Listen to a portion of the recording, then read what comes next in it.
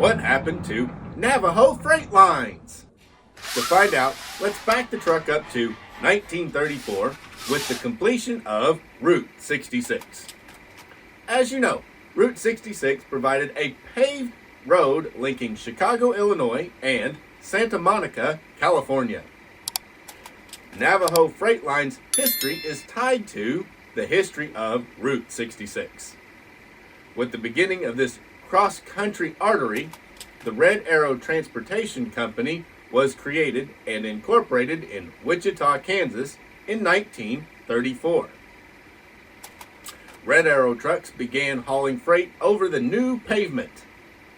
This was the beginning of what was later to become a transcontinental truck line. To promote advertising of the new freight routes, Red Arrow was renamed the Kansas City, Los Angeles Flyer Transport Company. In January of 1938, the Interstate Commerce Commission granted authorized operating routes to the new Kansas City, Los Angeles Flyer. Headquarters for the Flyer was moved to Los Angeles in the summer of 1940. The ICC struck again shortly after the move by revoking all the previous routes except the one from Albuquerque to Los Angeles.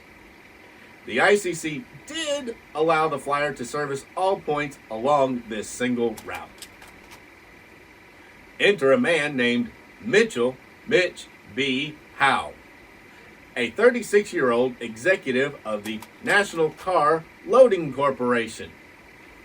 Mitchell saw the potential of building motor carrier routes to serve the areas distant from the railroads. He used a different approach in gaining ICC approval for expansion and growth. Mitch Howe resigned from the National Car Loading and bought the struggling Flyer and its abbreviated operating routes and renamed the company Navajo Freightlines. Expansion began quickly. The purchase of the Colorado-New Mexico Express with operating routes from Albuquerque, New Mexico to Denver, Colorado was completed in November of 1940. The Colorado-New Mexico Express was renamed Navajo Express Lines. Next was the acquisition of Tucumcari Trucklines with headquarters in Tucumcari, New Mexico. This expanded routes to cover Albuquerque, New Mexico to Amarillo, Texas, and from Las Vegas, New Mexico to Roswell, New Mexico. The name selected for this new addition was Navajo Trucklines. Finally, our story gets us near the present, but not quite yet. When did Navajo Trucklines start using the Indian as their symbol? The answer, shortly after the acquisition of Tucumcari Trucklines. It was during this period of Navajo's history that the symbol came into service. The original company logo was neither blue-eyed nor Navajo. The full feathered headdress of the Plains Indians, as depicted on the early equipment, was objected to by members of the Navajo Nation because it was not part of their tradition. In an effort to overcome this objection, a sign painter in Albuquerque was commissioned to make a more appropriate portrait. The painter had only recently arrived from Italy, and his mistake in coloring the eyes was understandable. Mitch Howe decided to stick with the mistake. We decided to make the blue-eyed Indian our trademark and added the slogan, Route of the Blue-Eyed Indian. The result of an artist's mistake became a moving landmark. On the first day of March 1948, Navajo Freightlines, Navajo Express Lines, and Navajo Trucklines were incorporated in New Mexico into a single company titled Navajo Freightlines. The use of long-haul sleeper operation gave Navajo its ability to move freight rapidly over the vast distances of the Southwest. A team of 2 drivers could keep a truck moving 24 hours a day, with one driving and one resting. The sleeper compartment was located in the nose of the trailers in the early years.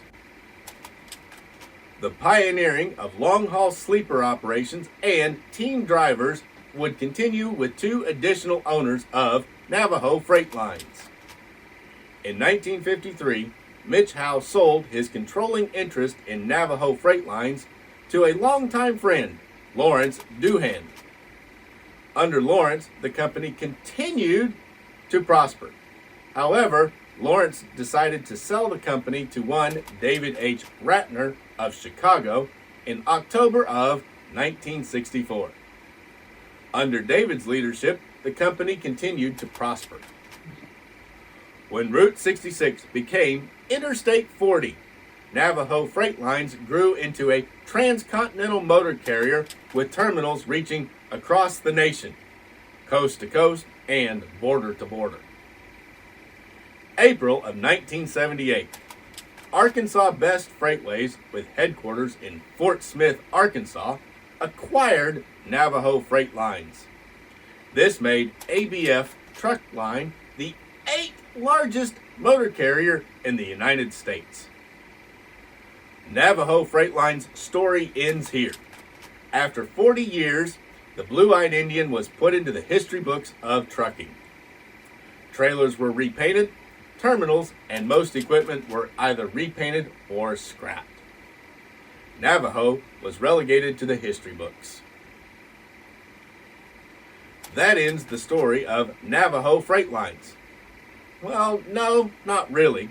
A new chapter is being written. You see, a man named Don Digby Sr. of Denver, Colorado, purchased the rights to the Navajo name from Arkansas Best Freightways in 1981. That same year, Don Digby Sr. started the Navajo Express Inc. as the operating unit for Navajo Shippers Company. I will continue the saga of the Blue-Eyed India in another video about Digby's Navajo Express. And this is the B model Mack tandem axle day cab tractor with 40-foot vintage dry van trailer by First Gear. It's in 1/64 scale and it's die-cast metal. It's for ages 14 and up, and this was before First Gear took over DCP, so it is in a true First Gear box, and it's part of their Fallen Flag series. And there you can see the item number is 60-0445, and there's the UPC. These guys came and sold fairly quickly for DCP. Pretty much everything Navajo, Montfort, and Campbell 66 sells really fast. Most of the other ones stick around for a couple of months, but these guys were just in and out. And there it is, out of the box. And I've put on top a little bonus to go with this video. Didn't come with the truck, but that is a 1/87 scale Athearn white Freightliner COE with 40-foot outside rib trailer for Navajo. You can see that in 87th scale, the truck and trailer is the same length as the trailer in 64 scale. That just shows you the difference in scales, HO versus S gauge. Now we'll go on and talk about the First Gear truck first. So we'll set that down and we'll pick up the trailer. This is the First Gear vintage 40-foot dry van trailer. Leaves a lot to be desired, but it does have the steel wheel type landing gear, very nice soft rubber tread, an okay 6-spoke Dayton wheel on it, but a very, very nice tread pattern tire on it. Much better than DCP's. Also, it has a nice spare tire with just on the rim. Graphics, though, are outstanding. That Navajo down the side is just amazing, along with the Blue-Eyed Indian. Back of the trailer, it just says Navajo with the Blue-Eyed Indian, just like the trailers would have had it back in the day. This is a much better vintage style trailer. It's just it should have been a little bit taller, and it would have been a great trailer. Navajo again over here, and then on the front, same, Navajo. Set the trailer down, and then let's go on and pick up the tractor to go with it. And this is their B model. First Gear did actually a very good job tooling up the B model. Doesn't have any steering on the front end, but I never worry about that. Also, it doesn't have an opening hood because B models had butterfly style opening hoods, and that would be very hard to do in 64 scale. And even the few that I've seen do it, the hinge looks terrible in that size. It's just too problematic. It's got chrome mirrors, chrome air horns, chrome exhaust, a deck plate, nice vintage tread on it, turn signals. That great little bulldog mounted up on top of the grill, on the center of the hood. Awesome Navajo graphics on the side of the door. Albuquerque, New Mexico, all of its weights and numbers. Man, they did a great job on the graphics. It has quarter fenders that are black and black mud flaps. Now the quarter fenders and the mud flaps are plastic on this one. Here on the front you can see that beautiful Mack grill, individual jewel style headlights, and the individual parked turn signals. Also you can see the hard plastic windshield with wipers on it. Inside the cab it has a nice interior, seats, dashboard, steering wheel. Hard to see through those small windows, but man, B models had small windows. Over here on the passenger side, it's got the air intake and the great big air cleaner and that classic B model Mack muffler and curved out tip. Really, really nice. Back, you can see the single brake light, and it has a fifth wheel that pivots. You can see the spread on the wheels a little bit wide, but it's alright. And then you can see how the drive shaft goes into the top and then is geared down into it with a gear reduction into the axle. Really, really nice. Underneath, not super great detail, but it does have spring front suspension, drive shaft, transmission, and rear differentials. Now the rear axle differential sets are all plastic, but the cab itself and the frame is die-cast on this guy. Really nice. And this was a classic, wonderful paint scheme that Navajo had. And it goes very, very well with that trailer they did. Something you would have definitely seen running up and down Route 66 and then later I-40. Now we'll pick up this little 87th scale guy. He's all plastic because Athearn made them all plastic. The HO model railroads don't really matter. But these outside rib trailers, they put a plate that, just like the real ones, this plate would have been riveted on the outside that had the company name. And that plate is actually metal. It's not plastic. Pretty cool that they did that. 5-spoke Dayton wheels on the rear that are white, and it also has hard plastic tires. These will slide. There's a little lever that releases them so they'll slide.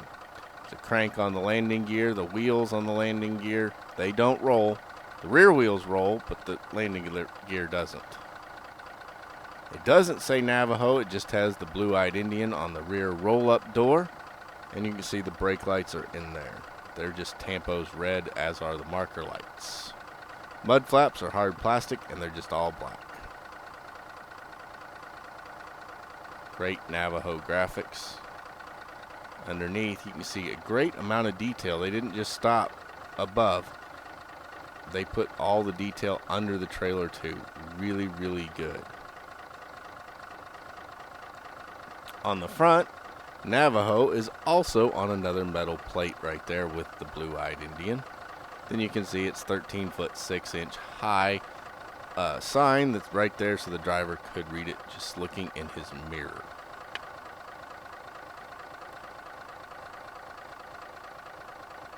And then last, we have this little pretty cool 87th scale white Freightliner COE. Got dual exhaust, dual fuel tanks.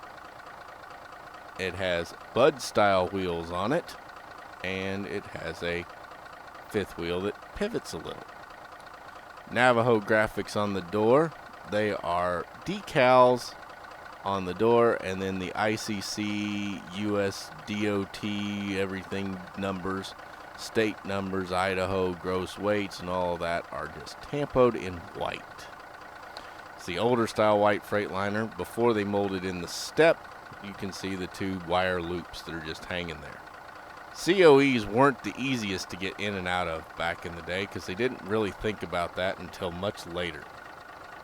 There's a truck number on the front of this guy, and you can see the white Freightliner and the coat hanger logo up above the grill. The windshield wipers are individual parts, really nice. Also, you can see the turn signals hanging off the mirror. That's the way Freightliner did their turn signals back in the day, as they hung them right off of the mirrors. Dual air horns mounted up on the roof, and it has bullet style roof lights. They're just molded into the cab and painted. Dual headlights in each side, and that really nice classic bumper on the front. Over on the passenger side, great graphics. They look amazing. Oh yeah, inside it has seats, steering wheel, and dashboard. Towards the back, you can see the rear mud flaps and a little bit of cutout where the engine was cut out under the cab. They did that cutout so the engines could breathe and take care of themselves. It was really nice. Also helped with the sound inside. Plus you see the dual exhaust there. Underneath, great little detail. The only metal parts on these are the axles, which you can see right in there. It's got nice frames, and it has the differentials. Drive shaft is kind of molded in. It's alright. Spring suspension, front and rear. Now let's go on and hook them up. And we can show them both off.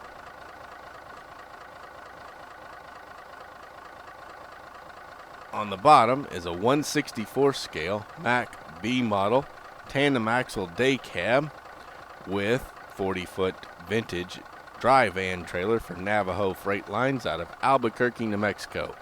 That one is a Diecast model made by First Gear in their Fallen Flag series. On top is a little bonus I threw in for this video. It is an Athearn made all plastic 1/87th scale semi.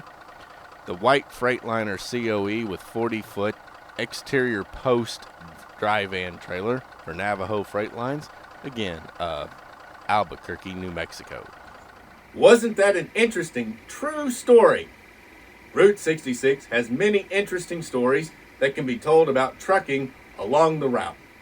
In fact, building Route 66 is an interesting story all by itself for a future video. This model is from the Fallen Flag series by First Gear, and I've got a complete checklist of the Fallen Flags that gets updated regularly. So grab your copy with the link in the description below. You can also buy other members of the Fallen Flag series on my website with the link in the description down below. Please hit that like button and subscribe to my channel for more great diecast and resin product reviews and history. Thanks for watching, everyone. I'm Logan, the 64th Gear Jammer Skeele, the founder of Advantage Diecast, and I'll be back in the warehouse soon with another episode of Toy Talk.